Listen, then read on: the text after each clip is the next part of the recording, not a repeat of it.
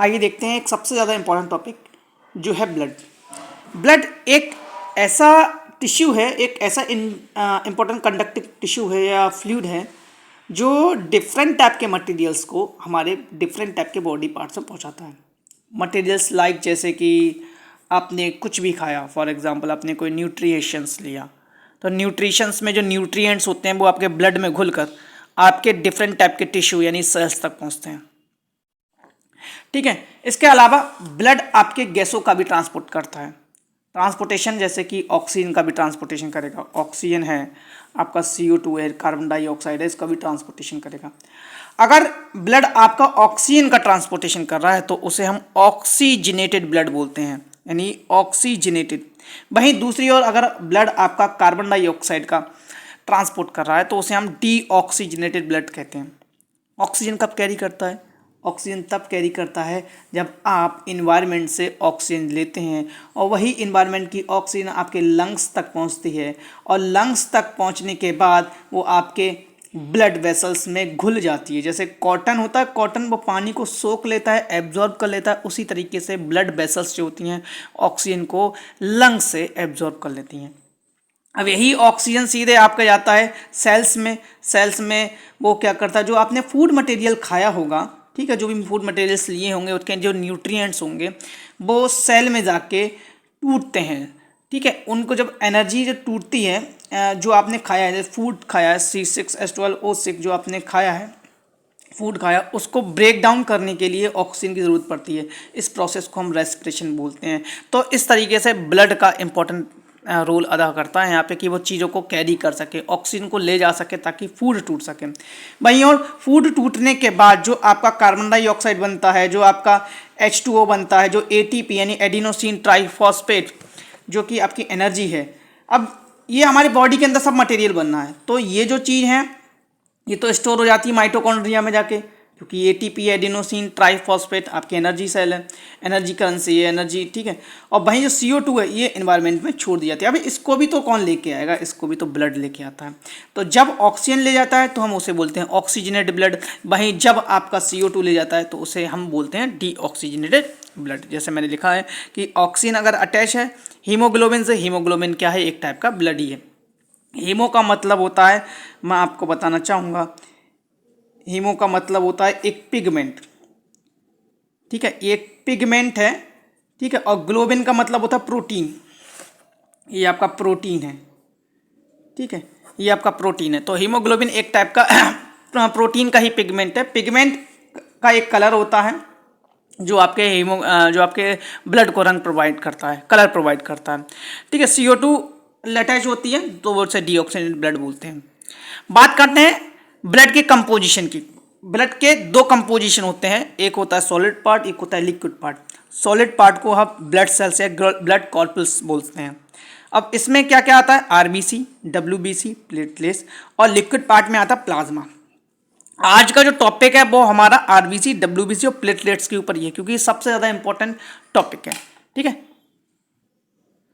बात करते हैं हम RBC की, जिसे हम बोलते हैं रेड ब्लड सेल्स, ठीक। और WBC एक होता है वाइट ब्लड सेल्स, और तीसरा होता है प्लेटलेट्स यानी थ्रोम्बोसाइट। RBC को हम बोलते हैं एरिथ्रोसाइट, वहीं WBC को ल्यूकोसाइट्स और प्लेटलेट्स को थ्रोम्बोसाइट, ठीक है। RBC आपके ब्लड को रेड कलर प्रोवाइड, ठीक है, रेड, इसे RBC और WBC का कोई कलर नहीं होता इसलिए वाइट ब्लड सेल्स बोलते हैं। प्लेटलेट्स का भी एक बहुत बड़ा रोल अदा करता है। अब चलो हम बात करते हैं, धीरे धीरे RBC के ऊपर फोकस करते हैं, ठीक है। तो हम बात करें कि RBC का हमारे बॉडी में गैस ट्रांसपोर्टेशन के अलावा और कोई काम नहीं होता है, कि RBC जो होती हैं आपकी वो सिर्फ और सिर्फ गैस ट्रांसपोर्टेशन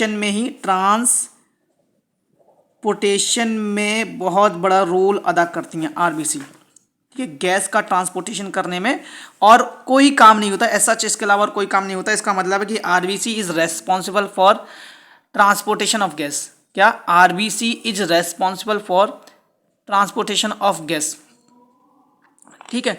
वहीं दूसरी ओर आगे बात करें कि RBC का जो शेप होता है, इनका जो शेप होता है वो वाई कॉनकेव होता है, वाई कॉनकेव या फिर ओवल शेप का। कई सारी बुक में आपको ओवल शेप भी देखने को मिलेगा, ठीक है। अच्छा, आरबीसी में अपना न्यूक्लियस बिल्कुल नहीं होता है, ठीक है, न्यूक्लियस नहीं होगा जिसमें दोस्तों, तो उसका सेल डिवीज़न पॉसिबल नहीं है। क्यों? आरबीसी एक टाइप की सेल है, तो इसलिए जब न्यूक्लियस नहीं होगा तो इसका सेल डिवीज़न नहीं होगा, ठीक है। ध्यान रखना, अगर जिसके पास न्यूक्लियस नहीं होता है उसका सेल डिवीज़न होता ही नहीं है, इसका मतलब है कि अपने आप ही बनेंगी आरबीसी और अपने आप ही डिस्ट्रॉय हो जाएंगी। दूसरी बात इसके अलावा कि आरबीसी के पास कोई भी सेल ऑर्गेनल नहीं होते हैं, no cell organelle is found here, मतलब कोई भी सेल ऑर्गेनल यहाँ पे नहीं मिलेंगे आपको, ठीक है। यहाँ पे सेल ऑर्गेनल नहीं मिलेंगे। सेल ऑर्गेनल जैसे कि आपको माइटोकॉन्ड्रिया, ठीक है, माइटोकॉन्ड्रिया हो गया, और आपका गोल्गी एपरेटस हो गया, आपका एंडोप्लाज्मिक रेटिकुलम हो गया, तो कई सारे सेल ऑर्गेनल, प्लास्टेट वैक्यूल वगैरह ये नहीं मौजूद होते हैं। हाँ, एक चीज़ सबसे ज़्यादा इंपॉर्टेंट तो जो पूछी जाती है कि आरबीसी जो होती हैं उनका लाइफ स्पान कितना होता है। लाइफ स्पान अगर हम बात करें, जीवन काल कितने समय तक जिंदा रहती हैं, तो मैक्सिमम 120 डेज, ध्यान रखना 120 दिनों तक जिंदा रहती हैं आरबीसी। इसके अलावा आरबीसी बनती कहाँ फॉर्मेशन होता है इनका भैया, तो आरबीसी बनती है हमारी बोन मैरो में। कहाँ बनती हैं? Bone marrow. भैया बोन मैरो क्या होता है? बोन मैरो आपके बोन का लिक्विड पार्ट होता है, वहाँ आपके आरबीसी का फॉर्मेशन होता है। आरबीसी फॉर्मेशन आपका बोन मैरो में होता है, ध्यान रखना है साहब। वहीं दूसरी बात, अच्छा भाई साहब ये बन भी गई तो मरेंगी कहाँ, इनका डेथ कहाँ है? जो ये आरबीसी है इनका डेथ प्लेस होता है स्प्लीन में, स्प्लीन में इनकी डेथ होती है जाके, ठीक है। अरे स्प्लीन के ऊपर एक कई सारी बात है कि स्प्लीन में थोड़ी बहुत भी आप थोड़ा बहुत आरबीसी भी बनता है, मतलब इसमें बनती भी है और इसमें मरती भी है, इसलिए इसको ग्रेवयार्ड ऑफ द आरबीसी बोलते हैं, ठीक है। और ब्लड बैंक भी आपको स्प्लीन बोलते हैं, स्प्लीन को ब्लड बैंक भी बोला जाता है। तो ब्लड बैंक आपका जो हो गया वो आपका क्या हो गया?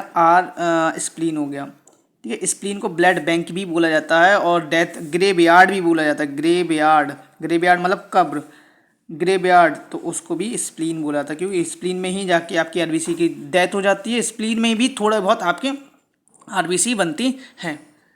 तो आज के वीडियो में इतना ही, अगली वीडियो में हम आपको डब्ल्यूबीसी और प्लेटलेट्स के बारे में बताएंगे। तब तक के लिए धन्यवाद। जय हिंद, जय भारत।